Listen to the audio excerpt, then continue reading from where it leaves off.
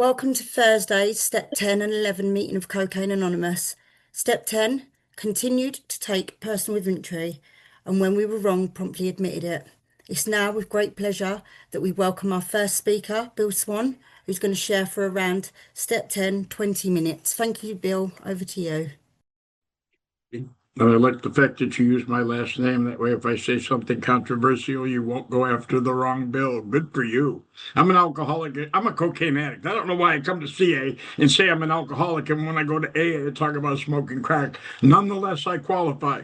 I remember being in a hospital on a floor. It was dual diagnosis, one floor, and the rest was total psychiatric. I called David from there because it was a locked unit, and I said, "Which meeting should I go to? Which floor?" He said, "I don't think it matters which room you go into, you'll be in the right place." And I'm in the right place here at Cocaine Anonymous with you guys. And sometimes I get like all moved. I didn't, it was in a lull. I didn't know what I was going to say. I don't prepare anything. I'm not educated on this. I'm not an instructor. I'm not a teacher. I'm a student. I'm a student of the book Alcoholics Anonymous. But when I get on here, something starts to happen in my spirit. And I believe that's what Step 10 is about. We have entered the world of the Spirit. I think that's the most powerful comment in the book. Powerful promise. I made a mistake. See, I told you it wasn't rehearsed, Katie. I'm flawed. That's it. Step 10, admit when I'm wrong. It says, we've entered the world of the Spirit. I believe that that's where the spiritual awakening takes place. Because Step 11 says we're going to improve on something. That means we've begun. And Step 12 says having had means it's already occurred. And it may be one of the top three of my favorite steps. I also noticed this much, that it's one of the three steps that talks about suggestions. I believe the first 9 steps are universal. We all do them the same. I either surrender or I don't. And if I don't, the ends are always the same: jails, institutions, insanity, or death. If I do, I access a power because I'm going to need a power. If I can't treat what's wrong with me by myself, I need help. In Step 3, I agree to participate with the power. In Step 4, I find out the same thing that you guys find out when you take a 4th step, that selfishness and self-centeredness keeps blocking me from the power. I share that with someone. I ask this power to change me, and I go out and repair the damage done. And I believe in a letter that Bill Wilson wrote. He said he believes that the first 9 steps could keep us sober for the rest of our lives. But why would I want that? Step 10 is where the magic happens. And I believe they used the word suggestion because it was visionary to know that they couldn't tell us everything that was going to take place in the world of the Spirit. It says to continue to watch for certain things, the things that I discovered that were blocking me from God: selfishness, dishonesty, resentment, and fear. It's almost a culmination of steps 4 through 9, and maybe even 12. I continue to watch for those things when I recognize or identify them, and they're not always things that I watch for with the visual eyes. Sometimes I need to pay attention to what's going on inside of me. I was in a meeting last week, and the people who ordinarily didn't share were sharing, and we were running out of time, and I had something brilliant to say. I always do. And I started to get anxious, you know what I mean? I wanted to tell them, look, you people, you don't know what you're talking about. And by the time it got to me, there was time to share left, but I was so anxious up that my comment came out very angry. And they said, you're very spiritual in an angry sort of way. That's a manifestation of self. I either trust God that if I'm supposed to be heard at a meeting, it's going to get to me, and if I'm not, it's going to be okay. Because the other thing that happens when I got all anxious up is I don't listen to the stupid people because I know that they're stupid. They're taking my time. They have to be. And what happens is I miss the message. It tells us that we must be rid of this selfishness or it kills us, and God makes that possible. That's just because I'm transparent with you guys. That was just this week, I think. Maybe I want to say this week for sure, but it could have been the end of last week. But I can behave like that. But I'm going to tell you something that happened yesterday, because it says every day is a day we must carry the vision of God's will into all of our activities. Yesterday was a big day. I woke up 2:15 in the morning because I was asked to speak. I get up a lot when I'm asked to speak because I love to speak. Let me be honest, Katie.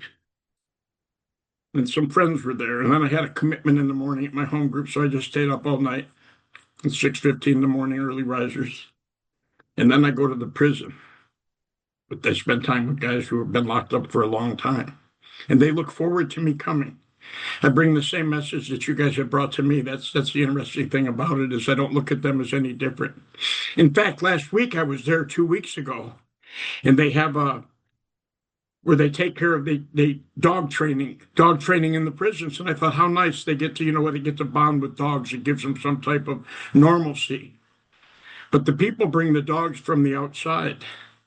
And I saw a group of people that were not inmates bringing dogs in to be trained. And as soon as the dogs saw the guys that were training them, they ran away and wagged their tails and licked and jumped up on the guys. They didn't see people that had killed people. I thought if I could be more like the dog rather than my judgmental self, I think that's a vision of God's will. Can I see the Christ in all of you? Or do I see the self that exists in me that seems to show up in you? Because that's how this works. What I see in you is what really a reflection of my heart. And then I went to a noon meeting that I don't ordinarily go to. And there was a gal that's had a horrendous experience, a great girl. I've known her for a while. Her husband overdosed and died. She had a heart disease. They had to put a pig valve in her heart, and she gave her kids up for adoption. And she said the disease started to work on her, started to tell her what kind of mom would do that, and so on and so forth. And then she said it was an open adoption, and the people who have adopted her kids allow a supervised visitation with their kids.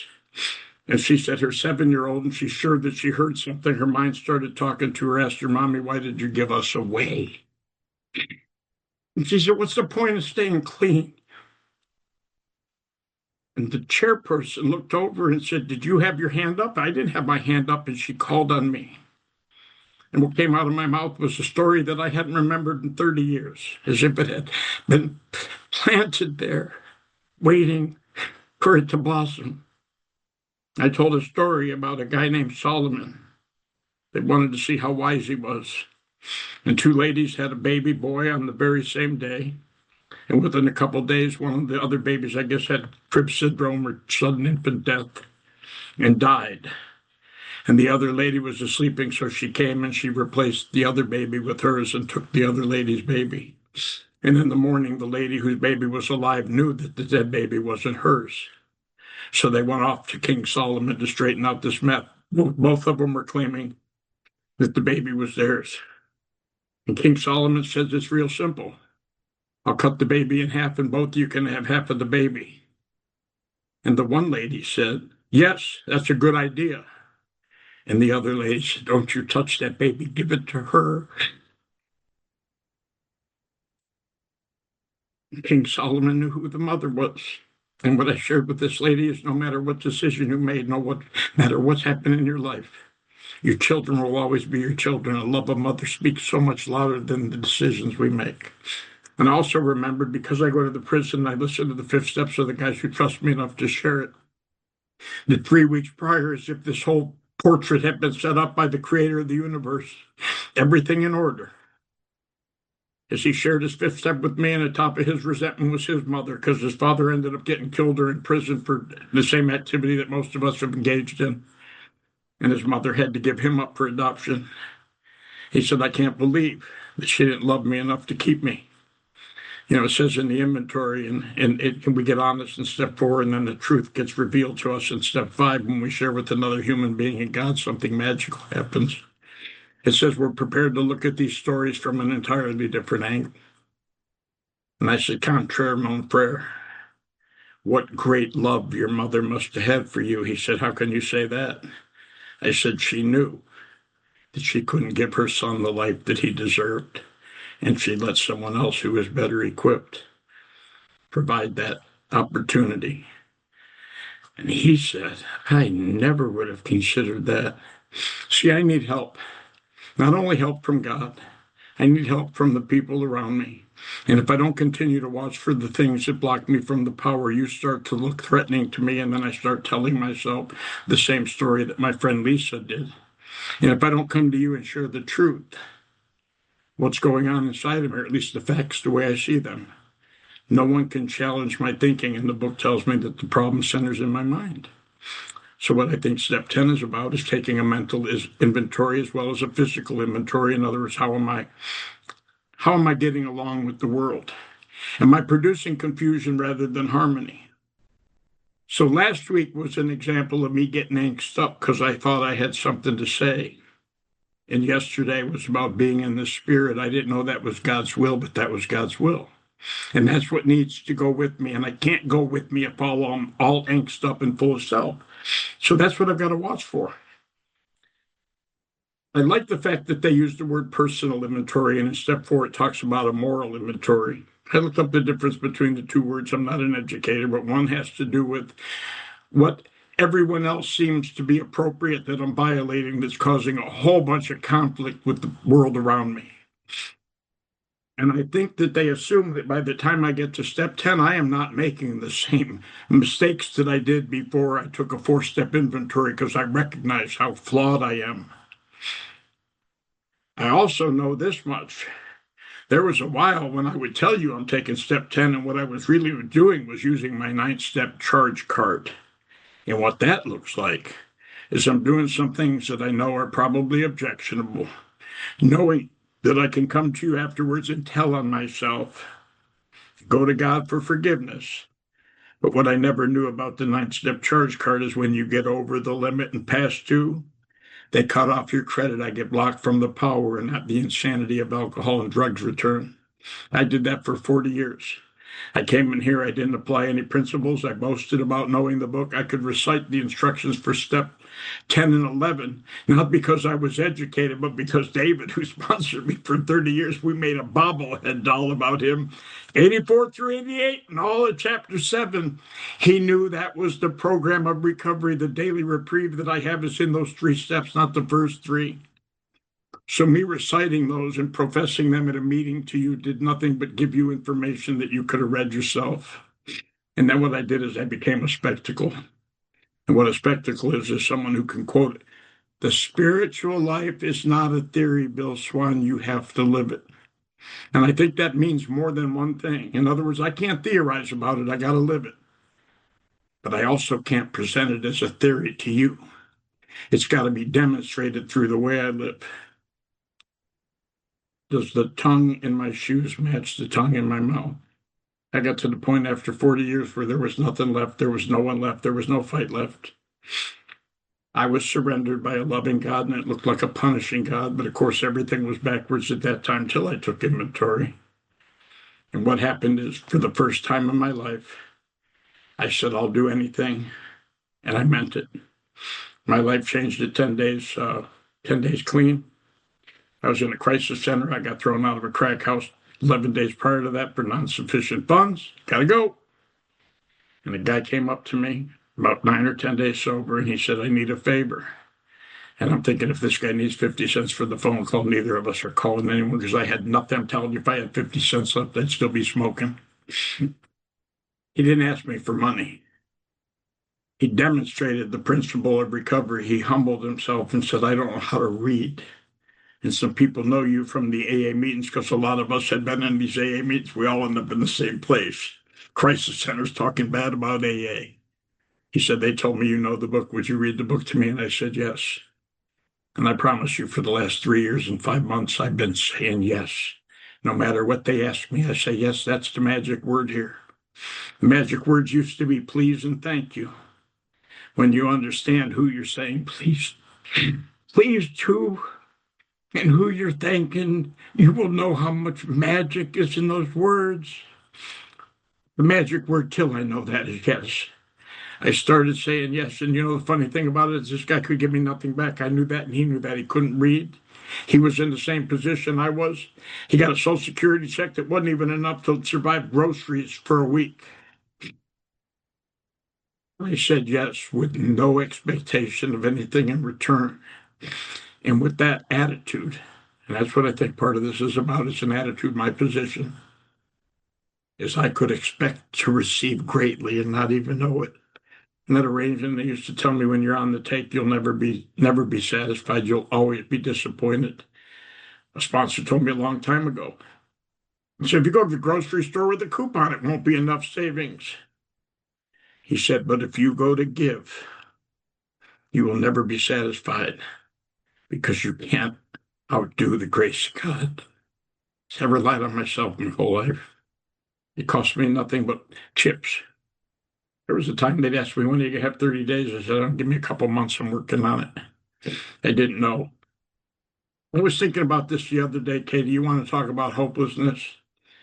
If AA and CA are the last house on the block, which means I've knocked on every other door in every other neighborhood, and I can't make it here, where else am I going to go? Krissy likes this. Her favorite author, I'll let her tell you about him. Asked these people that were following him, he said, "Will you leave me also?" And they said, "No. Where else would we go? You hold the words to eternal life." That's the message in AA. Would you leave us now that you found us? We hold the word to eternal life, but it starts with sobriety. It starts with stopping drinking. That's got to be first. I shared my home group this morning. I do a big book study. There were more beginners there today than our Monday beginners meeting. I changed what I planned on reading because I was paying attention to a vision of God's will. And what a meeting it was. And the people are just like me. They've been coming in and out and they believe they've been in AA. What I did is paid attention to my sponsors along the way. I had a sponsor who was a coach. God rest his soul as long as I'm alive. Larry Van Dusen will be alive. He died on May 9th this year, 2 days shy of 49 and a half years of sobriety. And he coached ball. He also taught at school because when you coach, you teach. And he said, I could take attendance. Let me see. You got 70 other people on this meeting. I could check off Katie's here and Bill's here and Lisa's here. Check, check, check. That's in attendance. And maybe you're in AA, maybe you're in CA. I don't know. That'll be determined by your behavior. But what this is about, I believe, is AA, is CA, is the spirit in you. He said those are three different topics. I can be in attendance, I can be in AA, or AA can be in me. And I promise you this, when AA gets inside of you, as it did with me, because I believe we're all the same, so I'll just speak for myself. AA got inside of me, and I like what Sandy Beach said. If they'd have chained Bill Wilson to a bed after he had the experience of spirit, he'd have dragged the bed through the streets to tell people what God did. He said you wouldn't have to compel him to serve, you couldn't stop him. And something happened in that loving surrender where I wanted out of my life and it wasn't time, that I said yes. My sponsor talks about the 7-step prayer. He says, my creator, I'm now willing you should have all of me, good and bad.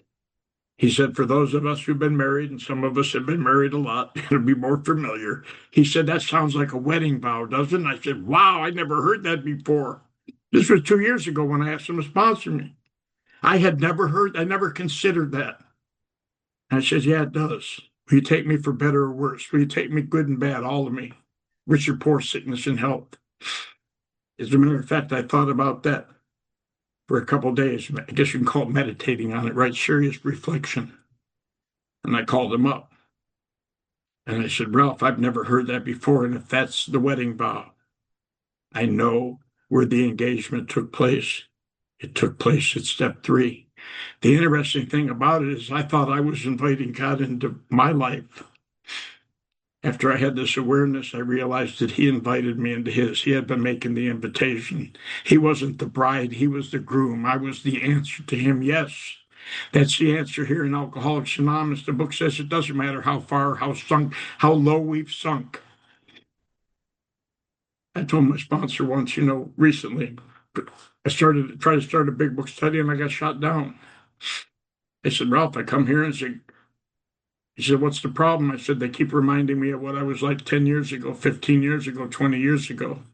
He said, the guy telling the story today is no longer the guy in the story. He said, was what they say true about you? I said, absolutely. He said, and you set that in motion, correct? And I said, absolutely. He said, then let your life bear witness to God's power, God's love, and God's way of life, because they can't deny the change that's taking place. You give them a front row seat to your debauchery in the fellowship, because I've never left your side. Well, don't let me start lying right now. There were times I left your side. They took me to jail. I never went voluntarily, but they used to take me. And then you guys would come in and bring the message. Isn't that amazing? You've been bringing me the message. The invitation has been coming to me for 40 years. There's a line in another book I read that says, those that have ears, let them hear.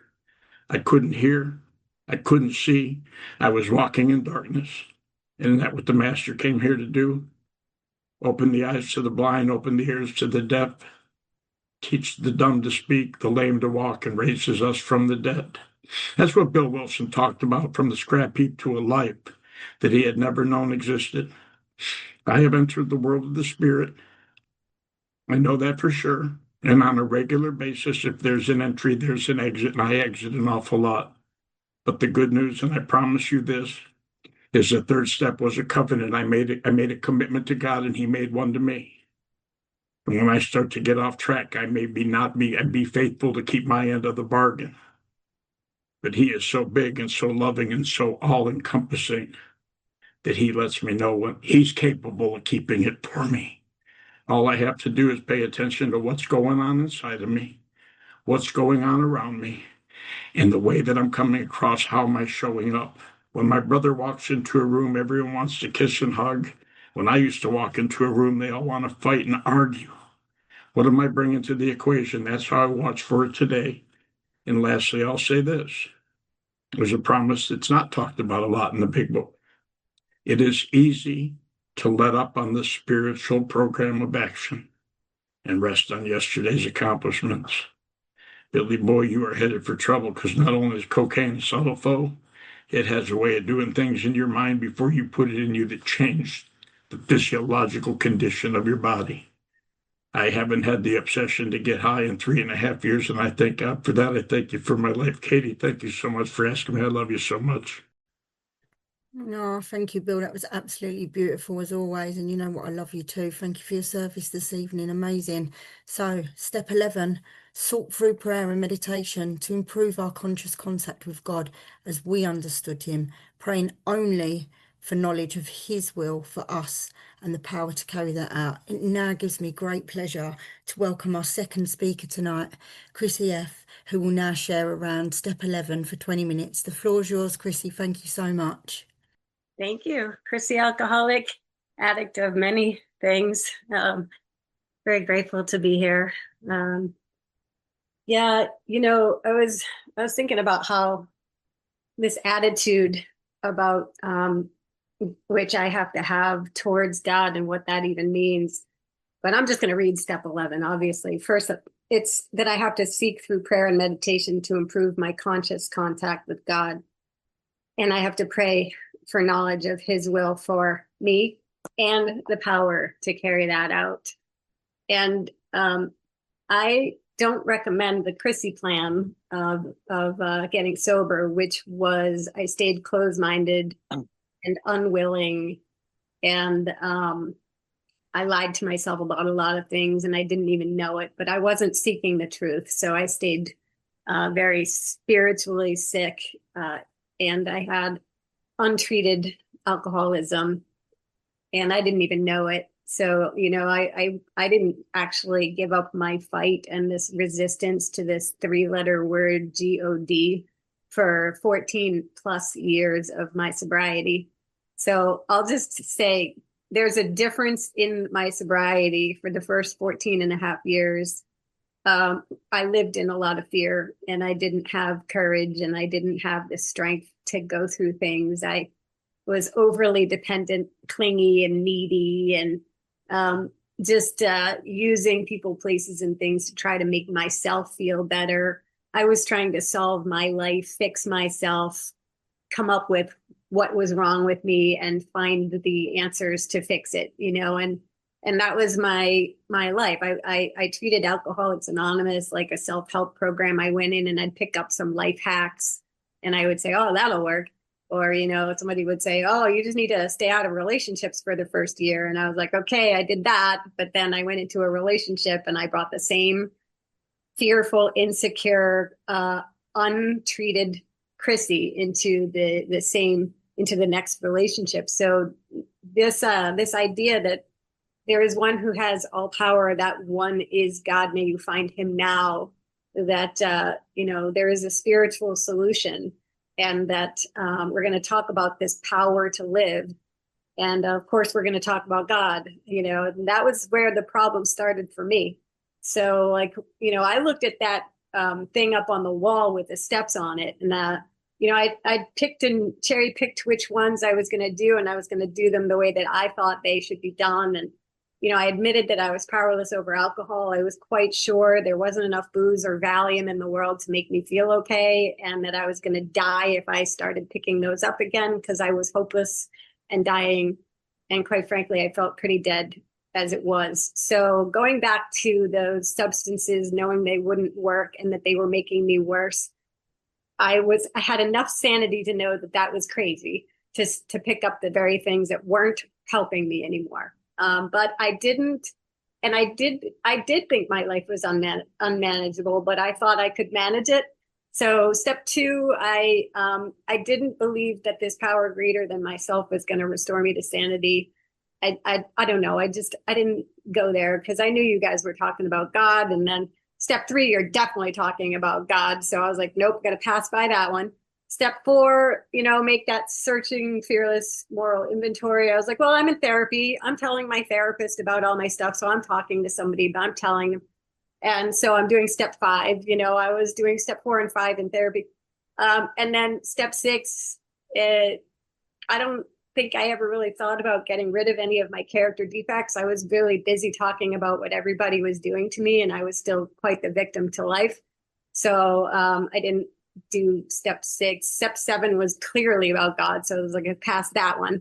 Step 8, okay, I know I got to make amends. I got to tell people, but I went into it and I started telling people I don't know. I was trying to relieve my own guilt. You know what I mean? I was just going into it because I wanted to feel better. I'll not listen to it. If you want, and fucking few men. I told him to cancel that. So I've asked direct debit. Jane, there you go. So I was not aware of my own faults at all.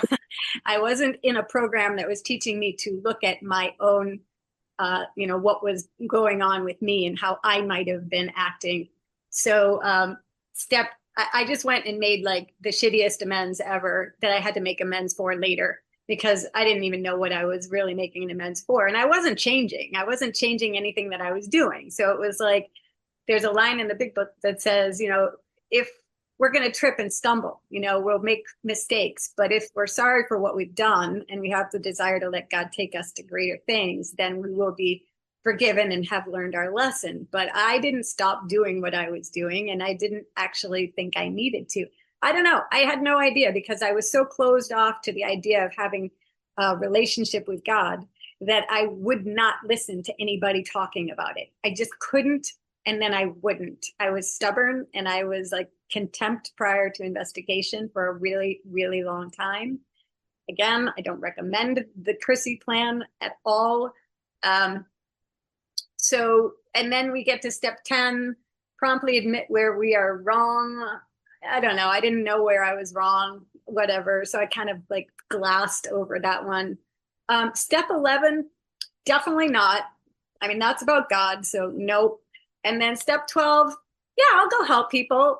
So I did basically step 1, I'm powerless over alcohol. My life is unmanageable. Step 12, how can I help you? And I kind of bypassed everything in between. And I didn't have that thing. In the Vision for You, it says, you can't transmit something you haven't got. But I didn't know what I didn't have. I was just going around, here I come to save the day. And by the way, can you save me? I don't know. There was no real sense of being restored to sanity, being, like they say, rocketed into a 4th dimension of existence. I didn't have a way of living. I didn't have a design for living. I had none of that. So that just kind of brings me to step 12, when 11, conscious contact with God. Now, God's ever present, everything, all the time, always was, is now, and always will be, right? It's not a debatable thing. It is, except that I was not aware of it. I was unconscious. I was sound asleep walking, thinking I was awake. I was unaware. And how do I block my consciousness to it? I think about everything else. I'm focused on chasing the boyfriend. He's going to fix everything for me. Or I'm I'm like overworking and I'm telling myself I got this. I don't need God, So I've got these conceptions about how I'm going to be well. And meanwhile, the whole time I did not get well. I lived on page 61 of the big book, which just talks about basically a self-will toolkit. I'm going to manage everything out there in the external world so that I can somehow feel comfortable here. And no matter what I managed to manage, I didn't feel comfortable for very long. And it didn't have the effect that I was looking for. It wasn't until I had an extreme sort of nuclear explosion of like, I am so miserable, I want to die sober, that I somehow became willing to start seeking God. This man said in a meeting, don't box with God, your arms are too short. And I was like, oh, wow, that's me. I've been boxing with God my whole life. And quite frankly, I was exhausted. I had got my butt kicked enough times that I was like, yeah, this isn't working. You get that point where you realize like the drugs aren't working and like you're screwed. Well, I had that moment where, wow, the life, the way that I'm living it isn't working and I'm screwed, even though I'm sober. I was like, wow, I thought I was so much better than this. So to get beaten into a submission of willingness to let go of old ideas about who and what God is and what God could and would do for me was a huge moment for me. Like I had to let go of old prejudices, old ideas, theories, everything that I had come to believe about God. And this set aside prayer was so important for me. The lay aside everything I think I know about God, about recovery, myself, other people, life, name it, whatever I think I know about anything, I'd ask God, lay that stuff aside for me so I can have an open mind and a new experience with all of these things. And please help me see the truth. And the more I kept seeking the truth, I know what I know about God is I am the truth, the life, and the way. So when I'm seeking truth, I'm actually seeking God, and when I'm living life and I'm in life instead of doing all those things that are destroying myself, I'm actually in God. God is like life, so I kind of got a different understanding of what's happening here. So I became willing to go through these steps. So I just want to, I wrote a bunch of things down. I don't want to forget it, but step 11, it says we're going to have the proper attitude and we're going to work at it on page, what page is that? Let me see. Hold on. I lost my page. It's in Into Action, step 11. One moment, please. Okay, yeah. So it says prayer and meditation. We shouldn't be shy on this matter of prayer. Better men than we have been using it constantly. It works if we have the proper attitude and work at it. And I was thinking about, and Bill kind of alluded to the attitude, that we have a change in our attitude. Now, if I don't think God cares about me and I don't think God's actually doing anything for me, I'm not going to pray and seek and ask God for help. I'm just not going to do it. So my attitude had to shift into that there is this powerful presence that I don't mind calling God that can help me, that does help me, that will help me, that has the power that I need, that's going to guide me where I need to go. And the other attitude that I have that has changed is I actually know, page 62 in the big book talks about, we have a new position. God is the principal and we're his agent. He's the father, I'm the child, and so I'm a child of God. I am here as an agent for God. I have this new position, AKA attitude. And when I take that position, it says remarkable things follow. And they're not kidding. I mean, it literally changed when I started to know the truth of who I am. I am here as a child of God and I'm an agent. And I know the purpose that I have is to be of maximum service to God, to be able to be helpful, to be in a place where I might be helpful to other alcoholics or other people in general. And I spent a long time feeling like, I don't know why I'm here. I have no purpose. What's the point? I should probably just, see you later. Bye. I'm out. And, when I finally started to realize that, wow, I can be of real help to other people because I have received the help. I now have that conscious relationship with that power that, the third step prayer says, it's this power, God is capable of relieving me. I'm being relieved. God relieved me. See, I tried to relieve myself for a long time. But when I actually surrendered to the idea that God relieves me and that God's power, love, and way of life gives me victory, that I'm going to bear witness to others of that power, that love, that way of life.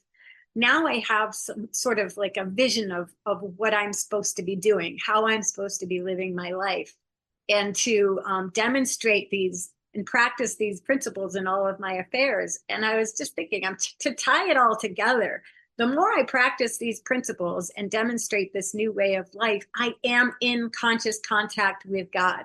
The more I do these things, it's like faith without works is dead.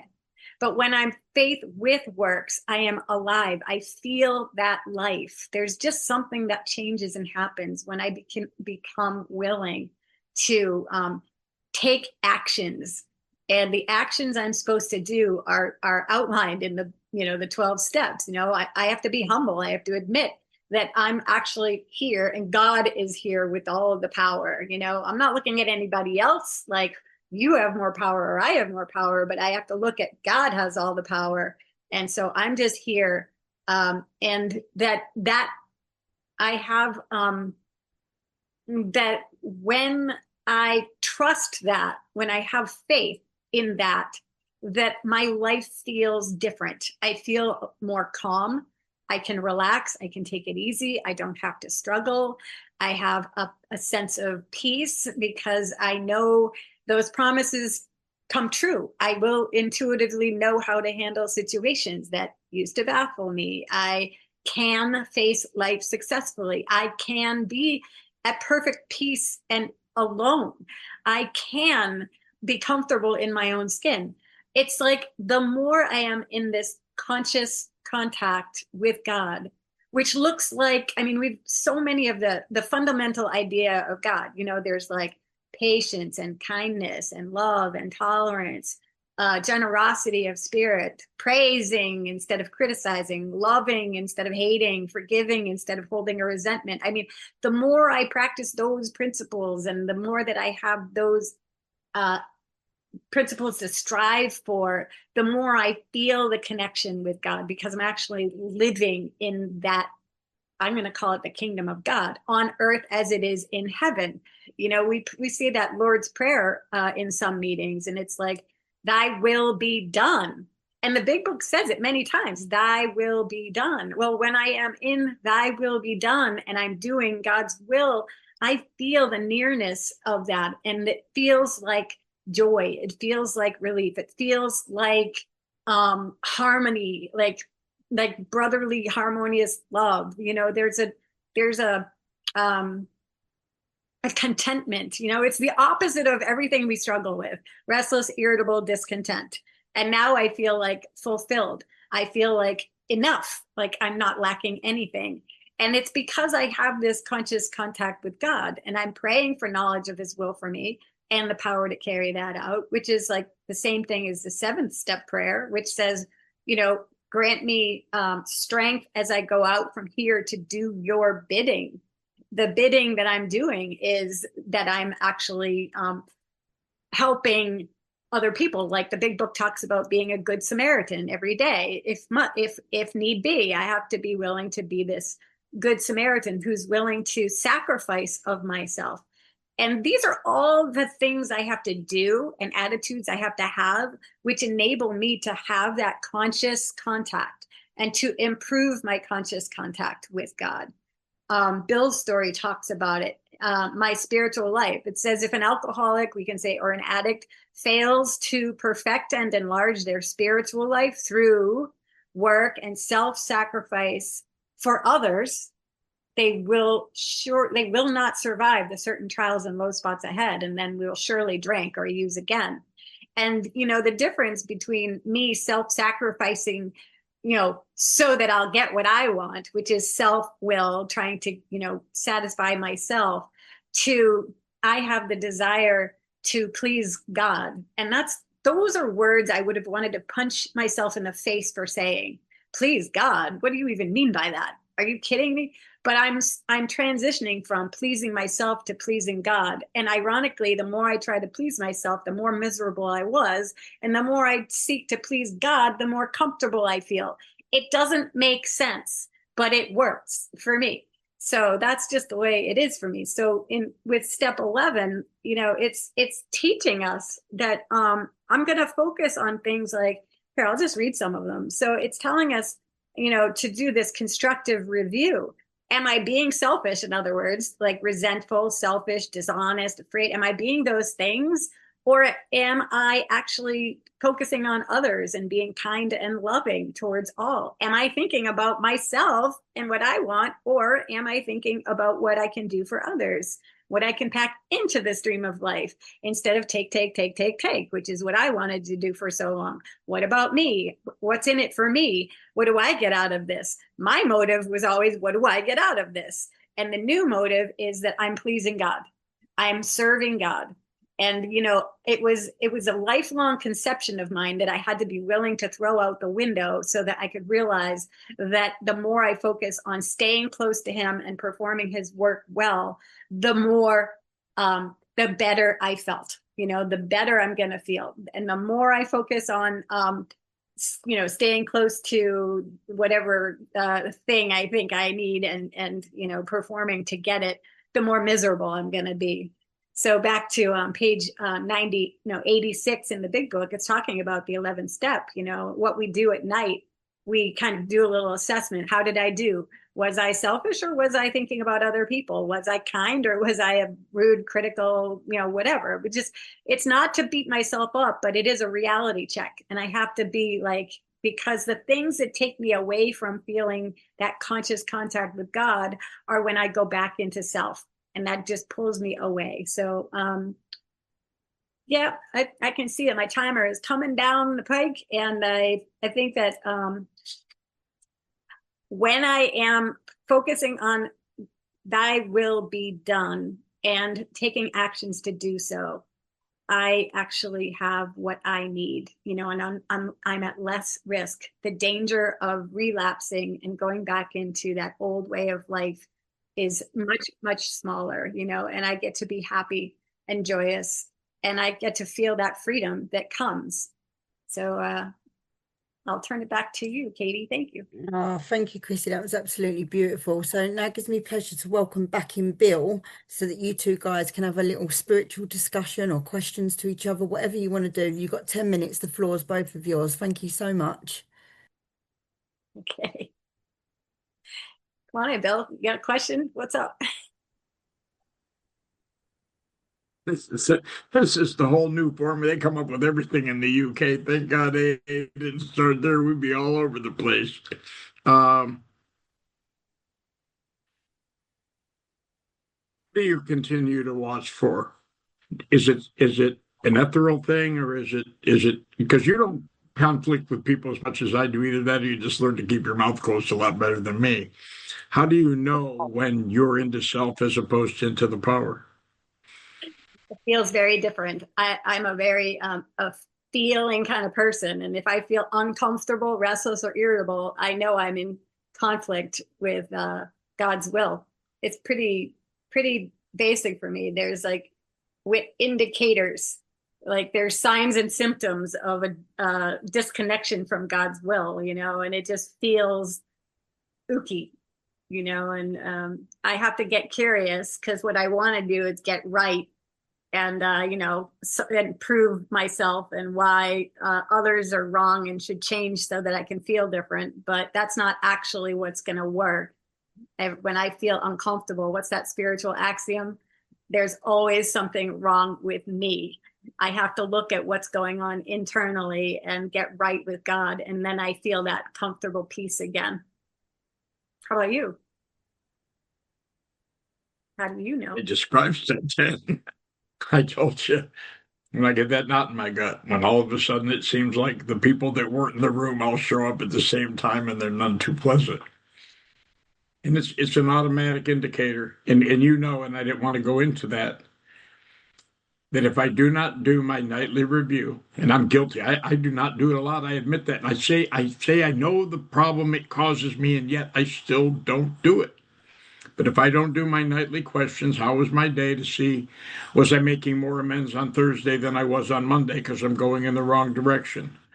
How many amends did I have to make today, and why was that? If I let up on that, my first thought in the morning is not asking God to divorce me from dishonesty. What happens is I blaze into the day, and then what starts to happen is my 10 step starts to fade, but it's hard to ignore that one because there is such a sensitivity once you get to this realm that you know immediately, I want it to be other people, and it never is.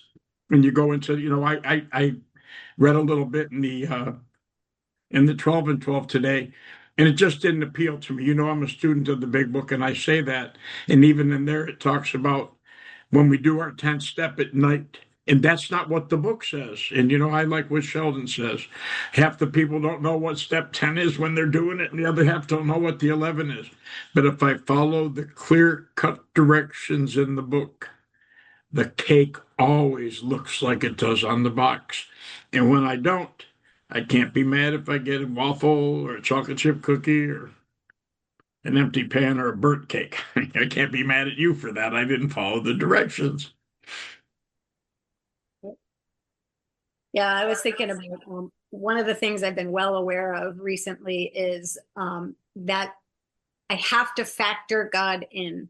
I spent a lifetime excluding God as best I could, and the factoring God in.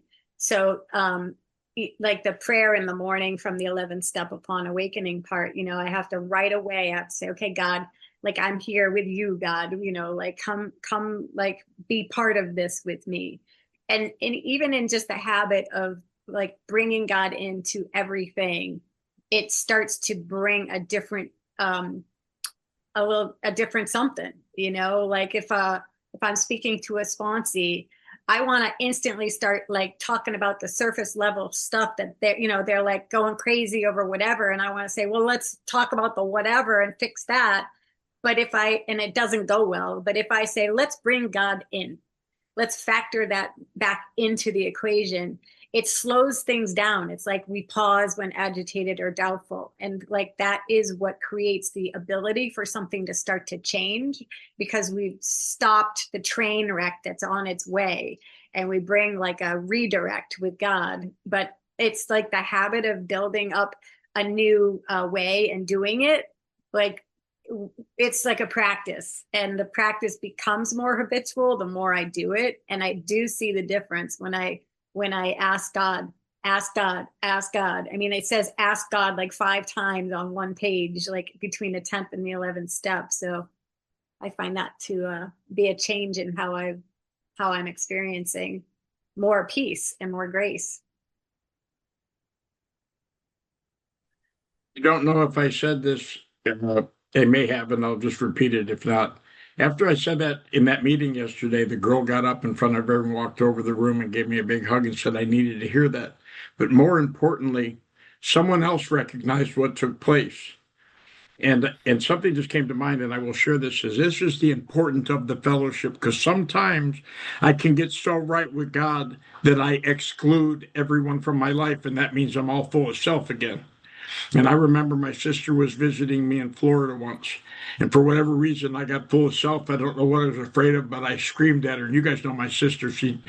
A buddy of mine said, I've never heard your sister say anything bad about anyone. And I said, well, I got that gift. But I remember it shocked her so bad that she called one of my friends in AA to take her back to the airport.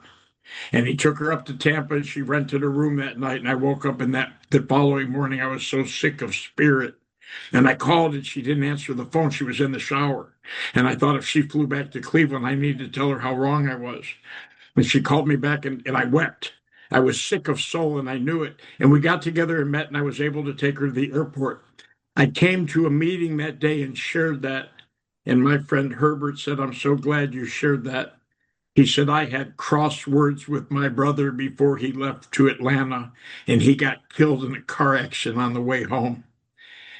is a vision of God's will. How do I want to leave you as if I were never going to see you again? How do I want that last encounter? Boy, my mom used to say, live each day like it's your last and treat everyone else like it's theirs, and you will never have a problem. And what I do is I treat everyone like I'm going to live forever and they're lucky to have met me. That's not the vision of God's will. But those are experiences that if I open my mouth and I can tell on myself when I'm hurting, when I've made a mistake, when I can promptly admit it or come to you guys, God speaks to me through you. And when I've isolated myself from you because I'm so ecumenical right with God, I'm blocked and I don't even know it. Thank God for AA. Thank God for these steps, huh? Yeah. You're talking about like a change of heart, and that happens like it's like a heart transplant or something. And I can't do it. I can't change my own heart. It kind of comes as a byproduct of living out these steps and this different way of life. And, to care about someone else is a miracle because I only cared about myself for so long. And the action steps of um, going out there and doing for other. Just keep doing things for other. You might have to do it a few times before you experience the vital spiritual experience that comes as a result.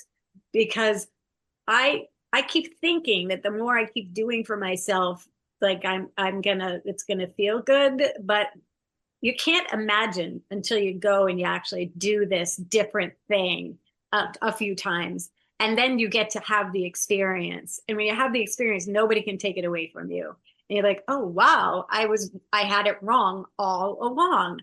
And like that's a psychic change. The psychic change is what the doctor's opinion talked about, and that's what we need. And when we it's the faith with works.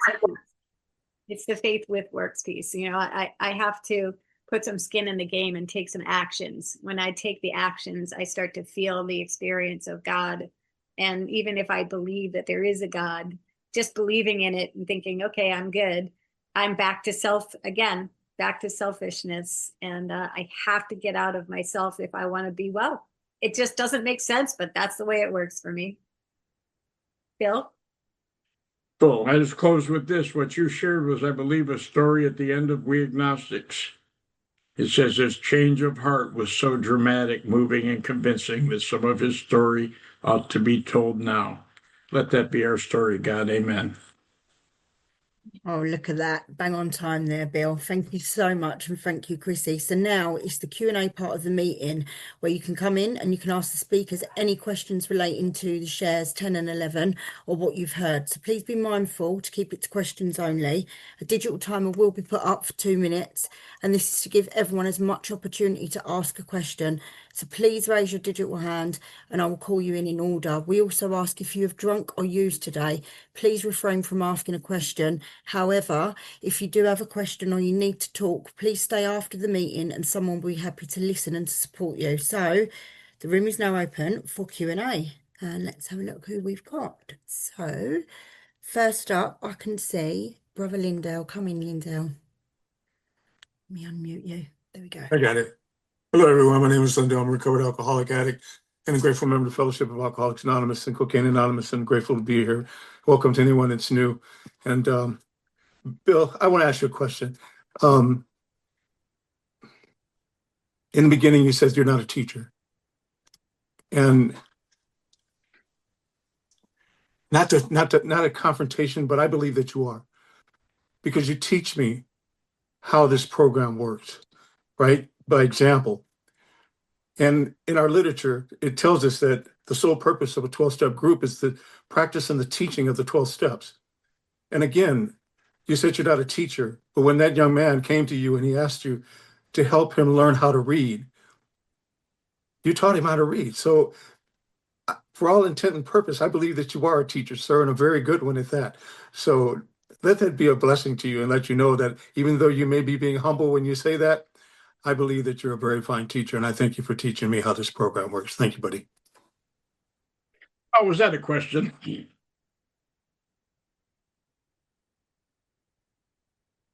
I guess Liddell, if that was a question, here's the answer. I've made every mistake there is to make in this recovery process and paid a dear price. If I can't share that, Ralph told me they're asking you to speak not because you're brilliant, but because they don't have to make all the mistakes you made. Oh. Thanks, Liddell. Love you, brother.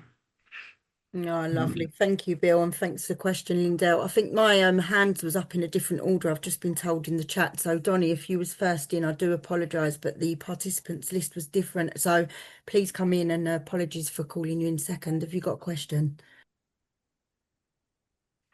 So good. No worries, guys. Hi, guys. I'm in real alcoholic named Dawn. Thank you, Bill, and thank you, Krissy. I've always wanted to hear you share. I've seen you at a lot of meetings, and I've always wanted to hear you share because the meetings we were at, you've always shared something good. So, like, I was at a 12 and 12 the other day, and we were talking about being a two-stepper, and I'm definitely being a two-stepper. Like, I can say that I'm powerless, and then I can turn around and do 12 steps and try to help somebody. But I'm not working any of the other steps at all.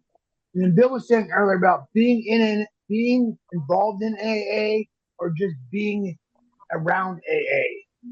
And for right now, I feel like I'm just being around AA. I'm not really involved in it. Now, I got my first H&I commitment a couple weeks ago. I went yet last night. I went for the last 2 weeks. But just there's a lot of things going on in my life, that like I ask God like what's going on, but I mean it's natural.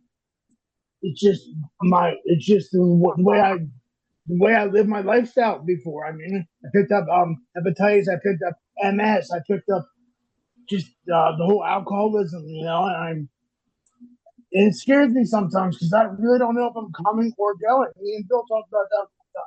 I don't know if I'm coming or going. So like, I'm just gonna stick around and really stay and just really try to not pick up one day at a time. And then another thing about helping other people, like you know, I really don't like in the AA fellowships or the CA or NA fellowships. Like, Sorry, I Donnie, get people. have you got a question? That's the 2 minutes. Apologies. Sorry. I'm sorry. And so I'll talk to Bill later about it then. Thanks, guys. No worries. I have a comment, actually. Am I allowed to comment? Is that what Yeah, this? of course, Krissy. Yeah, no problem. Yeah. Well, that's a great not question, whatever it was. I grappled with that for a long time, and there's a line I was looking for it. It's in the big book on page 124, because it talks about using our painful past and having it become infinite value to other people who are struggling with the same problem. And it says, we think that each who has been relieved owes something to those who have not. And when the occasion requires, each member should be only too willing to bring former mistakes, no matter how grievous, out of their hiding places. And here's why. It says, showing others who suffer how we were given help is the very thing which makes life seem so worthwhile to us. How was I given help? I had to go to God. I had to ask God. I had to get restored, not redeemed, but I had to get restored. I had to get relieved. I had to ask God to remove things. And so there's like this process of going through all of the steps, which enabled me to have a spiritual awakening. And that's the message that I'm carrying to someone else. And then on page 29 of the big book, it talks about when we're sharing our stories, we're talking about how we established a relationship with God. And that's what has actually happened. When we share experience, strength, and hope, what we were like, what happened, and what we're like now, it's like my past with the disease, the strength, what happened, I got that relationship right with God of my understanding. And then I got all of these, like the hope and the promises, the life that came after applying and living the steps. So if I haven't lived the steps and I'm not experiencing the spiritual experience and carrying that message to another alcoholic, there's a piece of my recovery that's missing, and So it's just important to realize what I'm sharing with other people. It's the power that pulled me from the gates of death and saved me. Yeah. Lovely. Thank you, Krissy, for that. And thanks, Donnie, for coming in and sharing with us this evening. Kayla, have you got a question? Would you like to come in? I do have a question. My name is Kayla. I'm an alcoholic. Thank you, Bill. Thank you, Krissy. You know, it's God ordained that I was here because I couldn't even stand to be in my home group because I feel so miserable. And so my question is, my sponsor tells me that, and I don't do spot check inventories nearly enough. I don't do them. Really, I'm always working on like one big inventory a week because I'm so new to this. I have 128 days. So I'm not, so I've done like a number of really big inventories, but they take me a while. A lot of it's probably fear-based. So my question is, right now, I feel like I literally have 25 of them. I only have my family to work on right this second because there's stuff that's coming back up from that time. And it's manifesting in today's world. So when you don't, Bill, when you aren't, and I did hear you say that the nightly review is different than obviously the spot check. What do you do when it feels like you have 25 resentments that have just gone unchecked and you're because I probably do. We could probably fit 25 people from my home group. It's a big group. There's a lot of stuff going on. And I'm spiritual bypassing it. Like I'm doing something positive, but I'm still stuffing the anchor down. So what am I to do? And Krissy, of course, question posed to you as well. Me? Okay. Well, if there's 25 people, selfish people are easily offended and quite often. And if there's 25 people that I'm resentful at, I put down the binoculars and I pick up the mirror, boo-boo. I heard someone say once in a meeting, if you want to make yourself miserable, give yourself your full attention. When I'm miserable, I'm really sick in self. But the whole point of doing these inventories is not so that we can harp on all of that. It's so that we can use the rest of the steps to help get relief. So we've made this inventory and we've seen how dominated we are by all of these other people, places, and things. And that's what the fourth step is showing me, that all of these other things have power, and I've put the power in the wrong place. There's one who has all power. That one is God. May you find him now. And I've made other people, their opinions or what they're doing, like a God. They have the power over me. And so I have to learn that what's really happening is my faith and trust in God is like, lacking in some way. Because if I was actually trusting God, I wouldn't be, it would change how I felt about all of those things. There's a transformation that will happen. So keep going, don't give up, but make sure the point isn't for us to keep looking at what everybody else is doing. It's about to get to what's going on in you, in your heart that needs more God. Every resentment we have is like a warning sign, like a neon light flashing, like you come closer to me. God's saying, get closer to me, whether it's my truth, my love, my power, this way of life. It's like, you need more. It's like check engine, check engine. You need more of something. And it's something of God that we need when we're in our dis-ease. I hope that helped. Oh, thank you, Kayla, and thank you guys for answering that question. Next up, Billy, do you have a question? You're going to come in? Hi, I do. Hi, my name is Billy. I'm an alcoholic addict. My question is for Krissy specifically. I'm so glad that you're both of the panelists are here. How do you do two-way prayer? How does it work?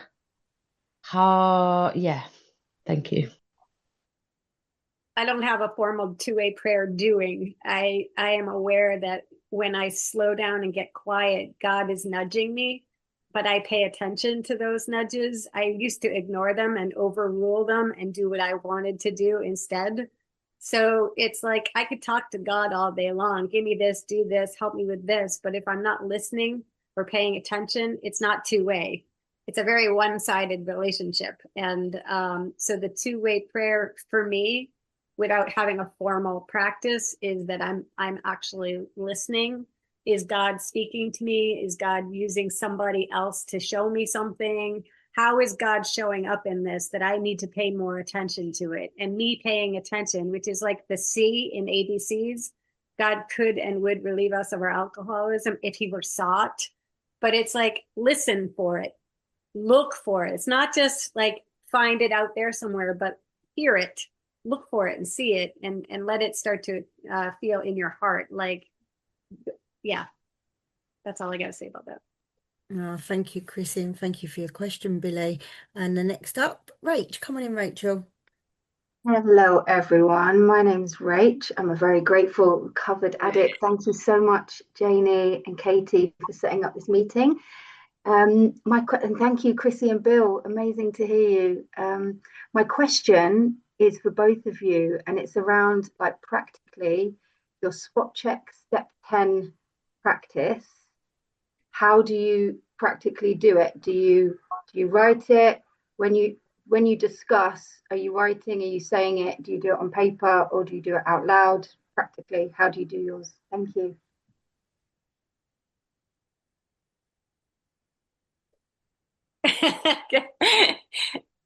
Don't do as I say. I mean, don't do as I do. Do as I say. I don't do a written spot check. I am conscious all day long. Like I have a habit. It's just kind of like, I know that as soon as I'm uncomfortable, there's something that I have to take a look at.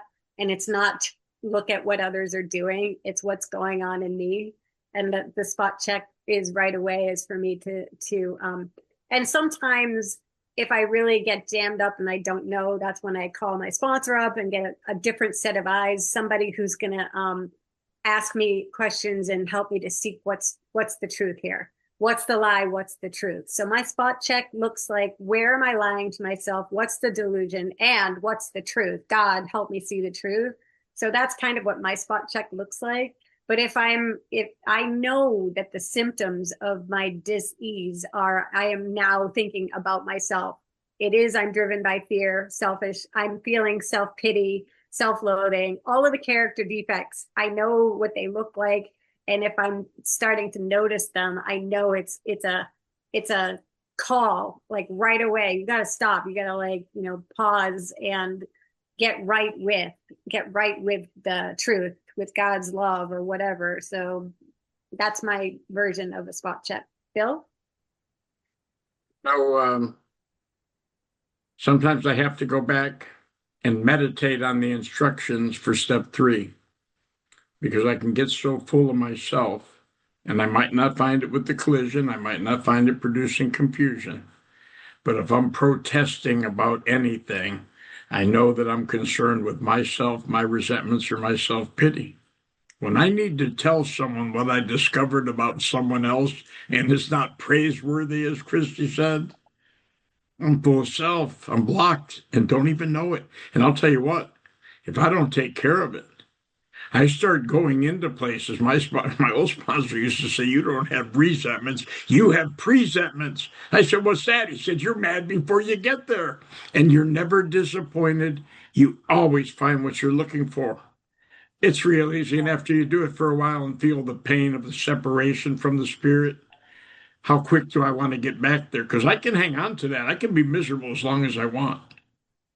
So I try not to stay there too long. But some folks adequately deserve for me to straighten them out, and then I got to go back and make amends. It's just it's a never-ending battle, Rich. Really great question, and thanks so much for jumping in on your service this evening. We appreciate you, Rach. Great questions. So the last two people that are going to have questions will be our Janie and then Babe after. So Janie, would you like to come in with your question, please?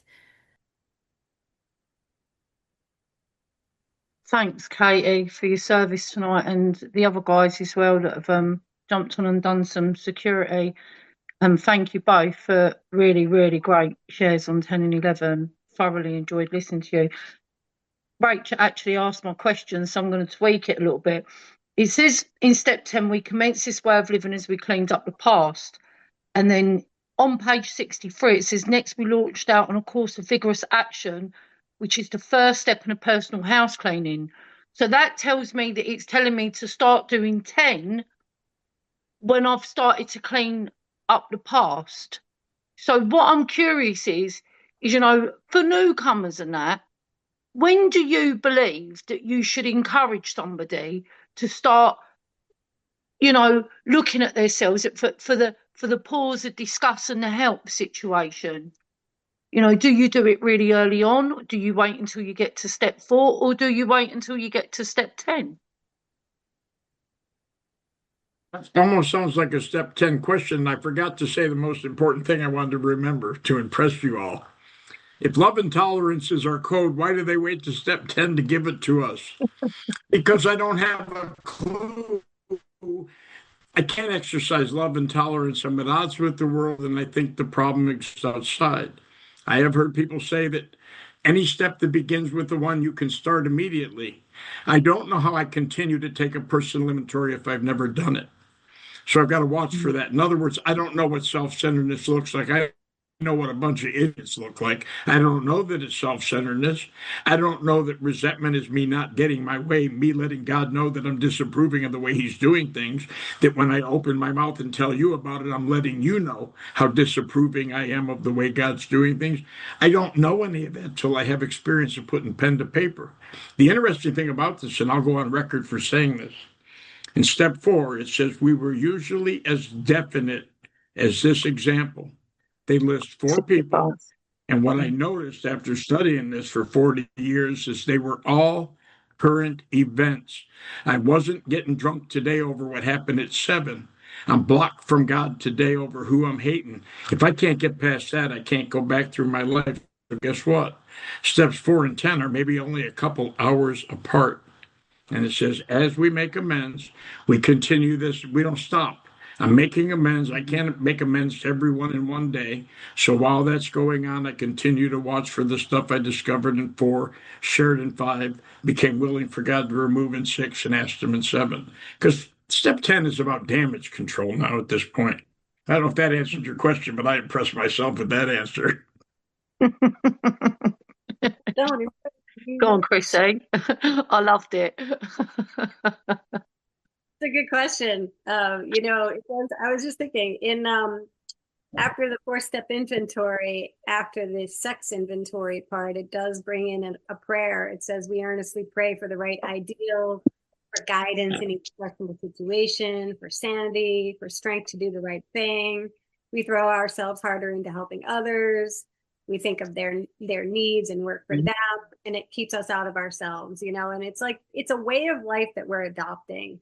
And, everything up through step 9, is like we're cleaning up the past, and we continue to do so. And you might have messes that you forgot about. So that's like ongoing even through the past stuff. But like, we have a new way of life, and we're incorporating it now.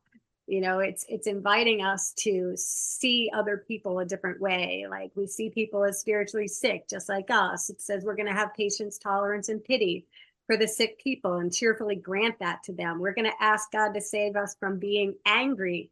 We're not going to fight. We're not going to retaliate. All of these things. I mean, that's all in the 4-step stuff. That's all right there. So like, we already have a way of life being established. As we go along, we're living this new way of life while we clean up the past. So hopefully, if we're living this way of life now, we're not making so many piles of crap we got to clean up. We're not creating new messes, although we do trip and stumble and fall, because we're so not perfect that, we will make those mistakes. But we have the desire to let God take us to better things. And so we continue to get up and try again in the sunlight of the Spirit lifestyle that we have. Did that answer your question? I loved both your answers. Thank you very much. Beautiful question, Janie. Thank you. And the last question of the evening is our lovely Babe. Come on in, Babe, with your question. The last question of the evening. What is our purpose in life? No, it tells us our primary purpose, the real reason. But yeah, and whoever thought of putting these two together, wonderful job. Two of my favorite people. Bill must have paid God because he knew Babe's going to ask him a question and it says Bill's bandwidth is low. Ah, Babe, you're breaking up. No, not really. But, you know, the big book has precise, clear-cut directions in step 11 and 10. And the 12 and 12 just throws a bunch of stuff and muddies the water. And my question is, how do each of you actually practice meditation? Is there a specific time, place, method, or is it spot check meditation? Oh boy, I screwed up again. God, tell me what to do. So anyway, do you have a specific spiritual discipline? That's a great question. I actually do. And it develops over time and it changes. But I have, and I'm not a person who wakes up and wants to read things. I'm an audible type of person and I like to listen. So I've always had apps on my phone that have like a little 5-minute meditation or an 8-minute meditation. I listen to things like Jesus Calling in the morning. It's 2.5 minutes. I listen to, I have an app called Lectio 365, and it's got a morning prayer, morning devotion, a noontime, midday like prayer thing, and an evening thing. So like I'm always listening to things, even if it's like music on this. I listen to Christian music, and then you guys don't have to do any of those things, but that's just what I do. I listen to things that remind me to put my attention back on God. And so I read other outside materials that may not be conference approved, but they're not conference disapproved, just so you know. Like I read the Bible, I listen to a lot of things, so that's how I get, it's like pumping my brain with something other than the thoughts I'm going to have without listening to those things, because my brain will go crazy right off the bat. It's already like on high gear going towards insanity. So I just bring in like the word of God, however I do that, but every day I do that in the morning and at night before I go to bed. Bill? Is this still being recorded? And let me let everyone know how me and Babe's relationship started. I told Babe I want to be at any meeting he's at because he makes me look healthy.